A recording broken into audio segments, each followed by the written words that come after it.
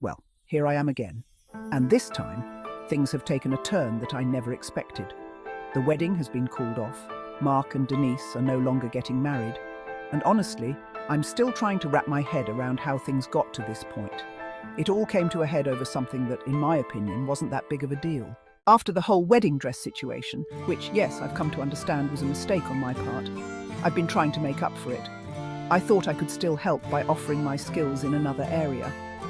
I once took a cake decorating class 30 years ago, and while I'm not a professional, I'm pretty good at it.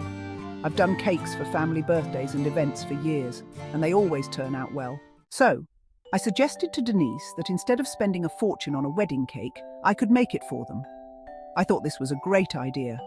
Not only would it save them money, but it would also be a personal touch from me, their future mother-in-law. I even suggested changing the flavour to Mark's favourite, chocolate with raspberry filling, since I knew he would love it. Apparently, when they did the cake tasting, they chose something else. But I figured Mark would appreciate having a cake he actually liked at his own wedding. It just made sense to me. But when I brought it up, Denise declined. She said they'd already picked a cake and a flavour, and they were happy with their choice. I felt dismissed, like she didn't even care about including me in anything. I was trying to be helpful, but she acted like I was imposing. I'll admit I got a bit frustrated and told her that my suggestion was practical and thoughtful, and maybe she should reconsider.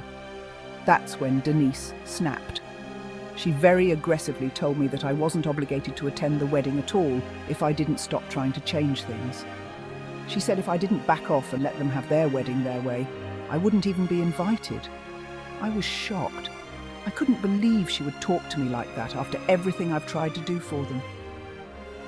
Mark, overhearing the argument, got angry, rightfully so, in my opinion. He told Denise that he wouldn't get married without his mother in attendance. I raised him to be a family-first man, and I was proud of him for standing up for me. But then Denise, instead of trying to work things out, said, "Fine, let's not get married then." And that was it. The wedding was off. Just like that. I'm devastated, but also confused. If Denise had just listened to my suggestions instead of being so rigid about her own vision for the wedding, none of this would have happened. I wasn't trying to take over. I was just offering ideas that I thought would make things better for Mark, for the family, and for their future.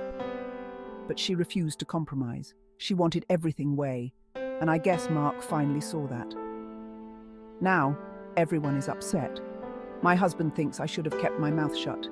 Denise's family is furious, and even Mark seems torn about the whole thing. But I don't regret trying to help.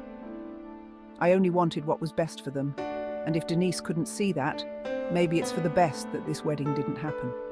A marriage is about compromise, and if she couldn't handle a few small suggestions, how was she going to handle the bigger challenges in life? I still don't understand why everyone is treating me like I'm the villain here. I thought I was just being practical and helping where I could. But now, with the wedding cancelled, I'm left wondering if there's anything I could have done differently, or if Denise just wasn't the right person for my son after all.